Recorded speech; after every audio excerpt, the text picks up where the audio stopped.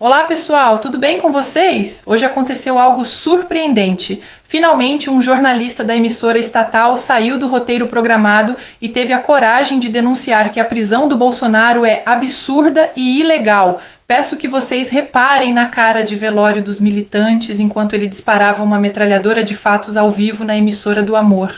Na sequência, eu vou deixar a Sadi trazendo um recado absurdo do Centrão, dizendo que agora os bolsonaros estão fora do jogo e quem manda são eles, com o Otávio chegando ao cúmulo de falar que o nome Bolsonaro é radioativo para eleições majoritárias.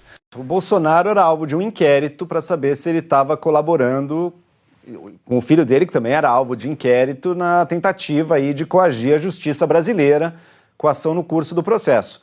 O Ministério Público olha todas as provas e decide realmente fazer a denúncia contra o Eduardo Bolsonaro, mas não denuncia o Jair Bolsonaro ao Supremo. Com base no que, então, se mantém a prisão preventiva dele justificada por esse inquérito? Ele não vai ser denunciado, ou talvez ele seja num futuro. Que outra informação que vai surgir? Vão ficar esperando para, quem sabe, um dia surgir uma informação que justifique a denúncia dele? Não é assim que costuma funcionar um inquérito no nosso país, né? Uma prisão por tempo indefinido, porque talvez surja algum elemento que justifique uma denúncia posteriormente. Então cria-se uma situação que apenas dá vazão e dá justificativa aos defensores do Bolsonaro e aos críticos do Supremo, que estão dizendo, olha como esticam a lei com tudo para manter o Bolsonaro preso aqui. Lembrando, que às vezes na cabeça de muita gente tudo se mistura, né? Ele acabou de ser condenado na trama golpista, mas ainda não terminou, tem um espaço ainda para recursos. Ele não está sofrendo a punição ligado àquela condenação. Ele está numa prisão preventiva porque ele descumpriu. E vamos lembrar, descumpriu cautelares no mínimo questionáveis sobre ele não poder postar nada nas redes sociais, inclusive terceiros postarem dele nas redes sociais. Descumpriu isso, foi parar na prisão domiciliar, o inquérito já não resultou na denúncia contra ele, mas mesmo assim ele segue ali. Então me parece uma situação que é aquele prato cheio desnecessário que se dá para todos os críticos do judiciário no Brasil. Sendo que a situação anterior da prisão domiciliar, em que ele já tinha a tornozeleira, tem acompanhamento policial, isso aí já dá conta de grande parte do que seria o tal do risco da fuga dele. O senador Ciro Nogueira deu uma entrevista à TV Band e disse que o Eduardo Bolsonaro causou muitos prejuízos, um prejuízo gigantesco para a direita de olho na eleição de 2026. Aí o Eduardo Bolsonaro não gostou, foi às redes sociais reclamar, dizer que o prejuízo foi gigantesco para o seu plano pessoal, que não se pode confundir o seu interesse com o do Brasil. Acho que ele escreveu, ele trocou, né?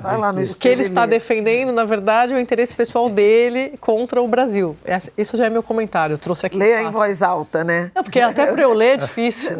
Não sei, para ele. Que ele leia em voz alta. Por isso que é importante ler o texto antes de publicar, né? Claro, nós sabemos disso.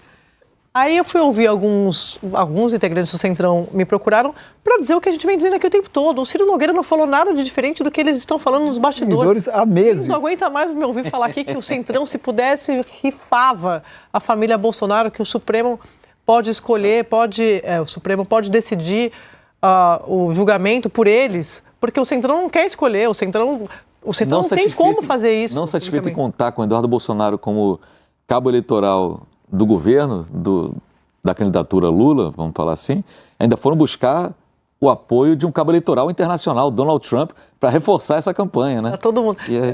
Make Lula great again. Exatamente. É o meme pronto para eles em 2026. Mas o que está rolando? Aí o Centrão, o Ciro Nogueira deu essa declaração e os integrantes do Centrão concordando. Reparem que não tem coincidência na política, é um roteiro. O Valdemar Costa Neto vai num final de semana lá no interior de São Paulo e diz: o Supremo decidiu, precisamos respeitar a decisão do julgamento do golpe, que é tudo que a família Bolsonaro não quer. Está validando a decisão do Supremo, do Judiciário, do Alexandre de Moraes, que é o inimigo número 1 de Bolsonaro. Valdemar, que é presidente do PL, e depois o Valdemar vem e diz: não era isso, não sei o quê, Bolsonaro é nosso líder. Aí depois ele reclama também do Eduardo. Quem tem voto é o pai, não é o filho.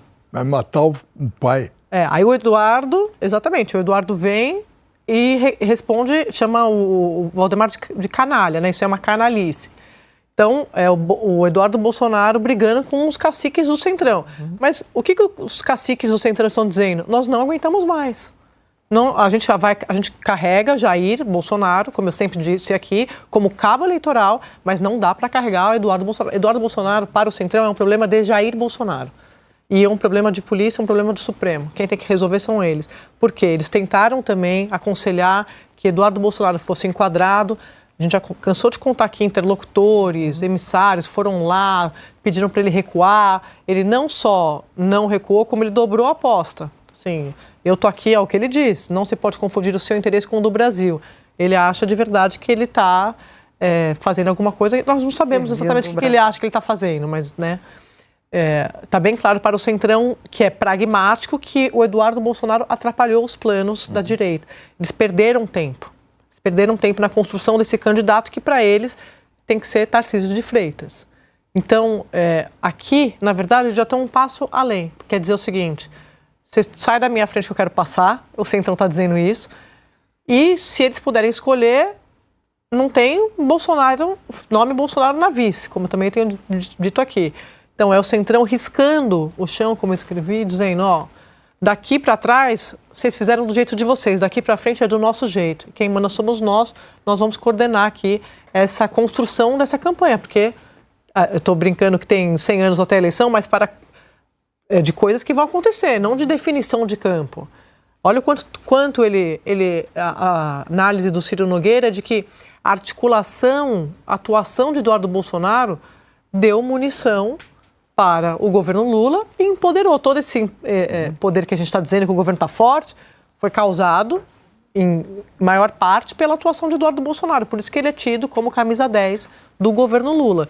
E se tem alguém que entende de política em Brasília, é essa turma aqui do Centrão. Então, para eles, assim, não tem mais bastidor com o Centrão. Eles estão deixando claro que, para eles, daqui para frente tem que entregar para eles essa construção de candidatura, Merval. Exatamente. Quando eles falam Eduardo Bolsonaro, eles estão personalizando no Eduardo o Jair Bolsonaro, o Flávio Bolsonaro, o próprio Eduardo e a Michele. Eles sabem que numa majoritária eles vão contaminar o candidato. É o que mostram as pesquisas. O Valdemar teve aqui no Estúdio I e falou várias vezes, eu leio pesquisas, o Paraná pesquisas. Ele seguia por pesquisa. O Centrão lê pesquisa, sabe que o sobrenome Bolsonaro hoje é radioativo numa eleição majoritária, né? Numa proporcional, um Senado, um deputado, né? A Câmara, isso aí tem ali voto para isso, para eleger, tem voto para eleger. Na majoritária já é mais difícil. Na sequência, eu vou mostrar o Paulo Figueiredo explicando como o Eduardo destruiu os planos do Centrão, Moraes confessando que utilizaram provas que não estavam no processo, confirmando as alegações dos advogados de Felipe Martins e um excelente comentário do Caio Coppola explicando que de democrata Lula não tem nada. Qual é a ideia do Ciro Nogueira e do Centrão e do sistema para 2026? Já estava tudo programado. Vamos jogar o Bolsonaro em uma situação insustentável, vamos calar, vamos deixar o cara preso, vamos manter a ameaça dele para Papuda, deixar ele ferrado. Quando ele estiver no chão, a gente força ele a fazer um acordo de sucessão para um candidato que seja o candidato que o sistema quer. O sistema está de saco cheio do Lula. O sistema está de saco cheio do Lula. Lembrem-se, o sistema se livrou do Lula. Na Lava Jato, a Lava Jato era uma operação do sistema e eu sempre disse isso. Eu acho que hoje ninguém tem mais dúvida que Sérgio Moro era e é um cara do sistema, que foi útil ao sistema. Assim como Lula já fez parte do sistema e foi descartado, e voltou e foi reabilitado pelo sistema para ser o candidato a derrotar o Jair Bolsonaro. Não era isso que o sistema queria, mas teve que escolher. E agora o sistema quer escolher novamente o seu candidato. Só que não adianta, o candidato precisa ser alguém que endossado pelo bolsonarismo. E quem é o homem perfeito? O homem perfeito, o candidato perfeito para o sistema é Tarcísio Gomes de Freitas. Com o Tarcísio, o Ciro Nogueira, que terá enormes dificuldades de se eleger senador pelo Piauí, poderia ser talvez vice. O Tarcísio deixando o governo de São Paulo, quem assume era quem? É o vice do PSD. Então, Kassab também já ganharia o maior orçamento estadual do Brasil, o segundo maior orçamento do país. Ao mesmo tempo que tem espaço no governo federal. Era bom para todo mundo do sistema. Estava tudo combinado. Estava tudo certo. Só tinha um diabo de uma pedra. E essa pedra se chama Eduardo Nantes Bolsonaro. E com Paulo Figueiredo, em certa medida. Com Eduardo no meio do caminho, o sistema começou a se desestabilizar. Quando o Eduardo começou a bombardear o regime com apoio do Trump e ainda se colocou como candidato extremamente viável à presidência, ao mesmo tempo em que se negava a obedecer os acordos Caracu e as chantagens feitas ao pai dele, o plano do Ciro Nogueira do Centrão